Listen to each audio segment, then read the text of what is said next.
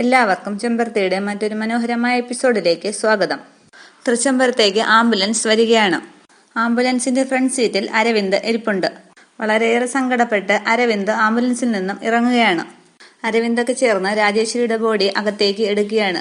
എല്ലാവരും കരഞ്ഞുകൊണ്ട് അകത്തേക്ക് പോകുന്നു. തളർന്നു നിൽക്കുന്ന ശിവരാമകൃഷ്ണനെ പിടിച്ചുകൊണ്ട് നന്ദന അകത്തേക്ക് പോവുകയാണ്. അപ്പോൾ അകത്തുനിന്നും വന്ന അരവിന്ദ് പറയുകയാണ്, അച്ഛാ എന്ന് വിളിക്കുമ്പോൾ ശിവരാമകൃഷ്ണൻ പറയുകയാണ്, ഒന്നിനും ഒരു കുറവും വരുത്തരുത്, എല്ലാം ഭംഗിയായിട്ട് നടത്താമെന്ന് അരവിന്ദ് പറയുകയാണ്. പക്ഷെ കരഞ്ഞു കലങ്ങിയ കണ്ണുകളുമായി അരവിന്ദ് സങ്കടം കടിച്ചമർത്താൻ ഒരുപാട് പ്രയാസപ്പെടുന്നുണ്ട്.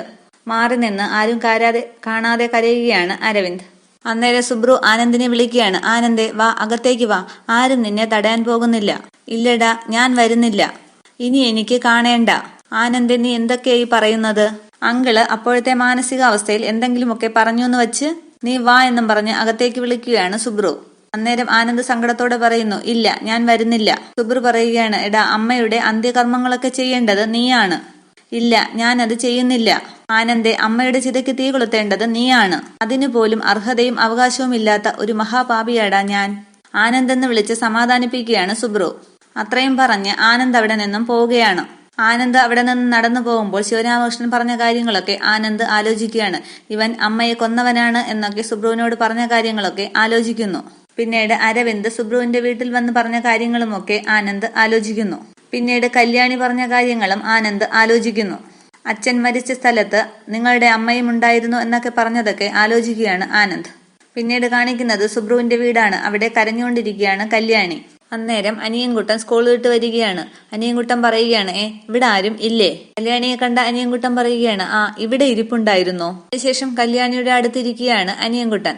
അനിയൻകുട്ടൻ പറയുകയാണ്, ആ പഴയ ഓൺലൈൻ ക്ലാസ് മതിയായിരുന്നു, ഇതിപ്പോ എന്തൊരു പാടാ. എന്താ ചേച്ചി, എന്തു പറ്റി ഒരുമാതിരി ശോകമുഖയായിരിക്കുന്നത്? എന്താ ചേച്ചി എന്ന് വീണ്ടും ചോദിക്കുകയാണ് അനിയൻകുട്ടൻ. എന്തു പറ്റിയെന്ന് പറ. വലിയ കുഞ്ഞായിട്ട് പിന്നെയും പിണങ്ങിയോ? അഖില മാഡം മരിച്ചു എന്ന് പറയുകയാണ് കല്യാണി. അത് കേട്ട് അനിയൻകുട്ടൻ ഒന്ന് ഞെട്ടുന്നു. എന്താ, അഖില മാഡം മരിച്ചെന്നോ? എന്താ ചേച്ചി ഈ പറയുന്നത്? അതെ അനിയൻകുട്ട, സത്യം. വലിയ കുഞ്ഞ് അങ്ങോട്ട് പോയിരിക്കുകയാണ്. അനിയൻകുട്ടൻ ചോദിക്കുകയാണ്, ചേച്ചി എന്തൊക്കെയാ ഇവിടെ നടക്കുന്നത്? എനിക്കൊന്നും അറിയില്ല അനിയൻകുട്ട.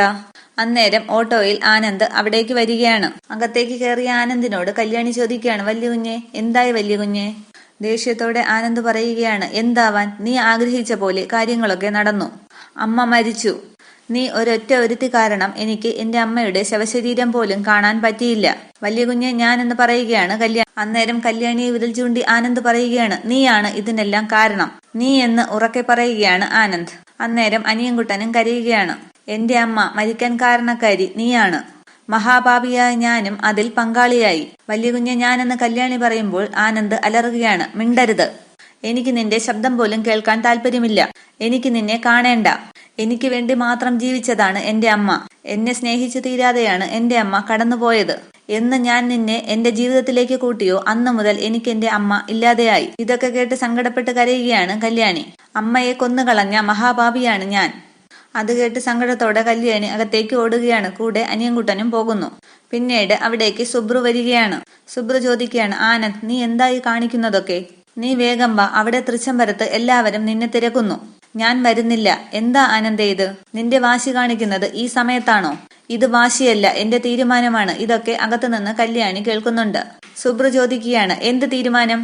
അമ്മയുടെ അന്ത്യകർമ്മങ്ങൾ ചെയ്യില്ല എന്നുള്ളതാണോ നിന്റെ തീരുമാനം? അതേ എന്ന് പറയുകയാണ് ആനന്ദ്. വികാരങ്ങൾ കൊണ്ട് വിവേകം നഷ്ടപ്പെട്ട് നീ ഒരു മനുഷ്യൻ അല്ലാതായി മാറുകയാണ്. ഓർമ്മിച്ചോ എന്ന് പറയുകയാണ് സുബ്രു. പിന്നീട് കാണിക്കുന്നത് തൃച്ചംബരമാണ്. അവിടെ നിൽക്കുന്ന അരവിന്ദ് ആനന്ദിനെ ഫോൺ ചെയ്യുകയാണ്. അനിയൻകുട്ടൻ ഫോൺ എടുത്തുകൊണ്ട് വന്നിട്ട് പറയുകയാണ്, വലിയ കുഞ്ഞെ, അനിയൻ കുഞ്ഞാണ്. ഫോൺ വാങ്ങിയ ആനന്ദ് ഫോൺ കട്ട് ചെയ്യുകയാണ്.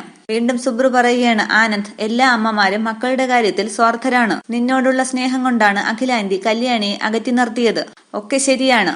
പക്ഷേ അവസാന നാളുകളിൽ നിനക്ക് വേണ്ടി ഒത്തിരി കരഞ്ഞ സ്ത്രീയാണ് തൃച്ചംബരത്ത് അഖിലാണ്ടേശ്വരി.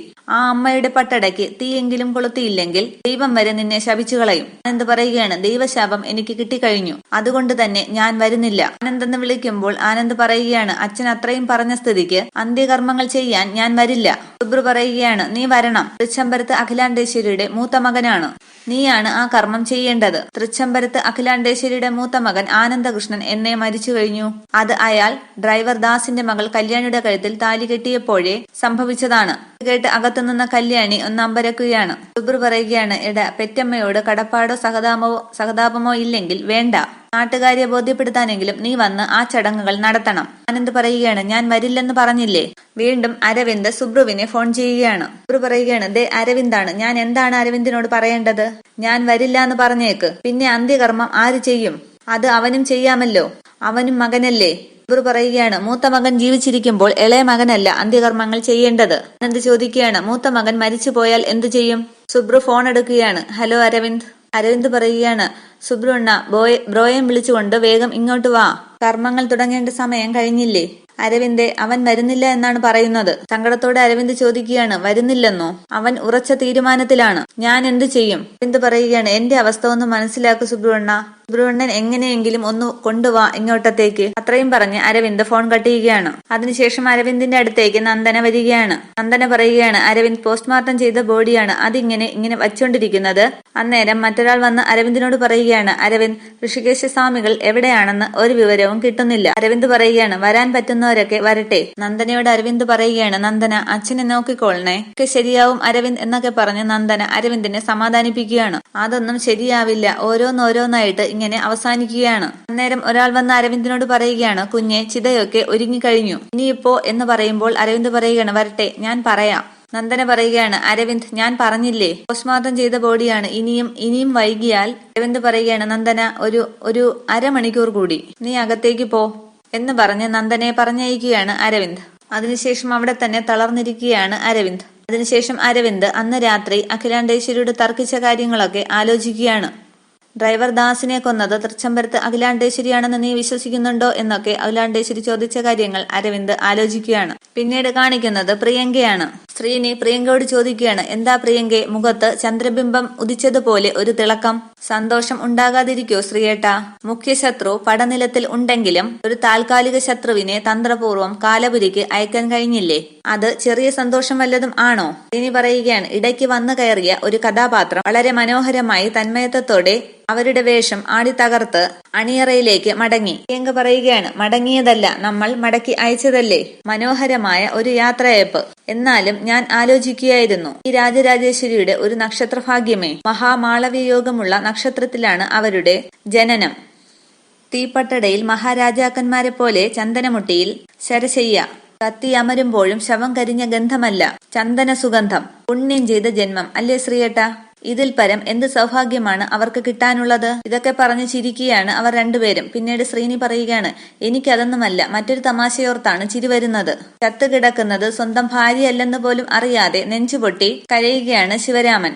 ഏതോ ഒരു സ്ത്രീയെ അമ്മയാണെന്ന് കരുതി അന്ത്യകർമ്മങ്ങൾ നടത്തി ഇതയിലടക്കേണ്ടി വരുന്ന തൃച്ചംബരത്തെ സൽപുത്രന്മാരുടെ ഒരു ഗതികേട്. അഖിലയുടെ മരണത്തിന് പിന്നിൽ മൂത്ത മരുമകളായ കല്യാണിയാണെന്നുള്ള ഉറച്ച വിശ്വാസത്തിലാണ് ശിവരാമകൃഷ്ണനും അരവിന്ദും. അതുകൊണ്ട് ഇതിനു പിന്നിൽ മറ്റാരെങ്കിലും ആണോ എന്നുള്ള ചോദ്യവും അന്വേഷണവും ഇപ്പോഴൊന്നും ഉണ്ടാകില്ല. പ്രിയങ്ക പറയുകയാണ്, എന്തായാലും തൃച്ചംബരത്തുള്ളവർ പമ്പര വിഡ്ഢികളാവുന്നത് കണ്ട് രസിക്കാമല്ലോ. പക്ഷേ എന്ന് പറഞ്ഞ് ഒന്ന് അമ്പരക്കുകയാണ് പ്രിയങ്ക. ഇനി ചോദിക്കുകയാണ്, എന്താ പ്രിയങ്കെ, പെട്ടെന്ന് നിന്റെ മുഖത്തുള്ള അമ്പിളിവെട്ടം മാഞ്ഞത്? കാർമുകിൽ വന്ന് മറഞ്ഞതാണോ? പ്രിയങ്ക പറയുകയാണ്, കവിത ചൊല്ലി രസിക്കുകയൊന്നും വേണ്ട, എല്ലാം ശാന്തമായെന്ന് കരുതുകയും വേണ്ട. അതും ശരിയാണ് പ്രിയങ്കെ, നീ കേട്ടിട്ടില്ലേ, ചിലര് ചത്താലും ഉപകരിക്കും. ആ ഇനത്തിൽപ്പെട്ടതാണ് രാജരാജേശ്വരി. ചത്തത് കീചകനെങ്കിൽ കൊന്നത് ഭീമനാണെന്നാണല്ലോ വെപ്പ്. ആ നിലയ്ക്ക് ഇനി അന്വേഷണം നാഗമഠത്തേക്ക് വരുമോ? പ്രിയങ്ക പറയുകയാണ്, ഇതൊരു ആത്മഹത്യയായി പോലീസ് എഴുതിത്തള്ളും. അഭിമാനിയാണല്ലോ തൃച്ചംബരത്ത് അഖിലാണ്ടേശ്വരി. അങ്ങനെ പോലീസ് ഇതിനെ കാണൂ. പിന്നെ നമുക്കെതിരെ നിരത്താൻ പോലീസിന്റെ കയ്യിൽ എന്താണ് തെളിവ്? പക്ഷേ പ്രശ്നം അതല്ല ശ്രീയേട്ടാ. നാളെ പത്രത്തിലൂടെയും ചാനലുകളിലൂടെയും മരണവാർത്ത പരക്കുമ്പോൾ യഥാർത്ഥ അഖില എവിടെ ഒളിച്ചിരുന്നാലും പുറത്തു ചാടും. സൂക്ഷിക്കണം. ഇത്രയുമാണ് ഇന്നത്തെ എപ്പിസോഡ് വിശേഷങ്ങൾ. Thank you.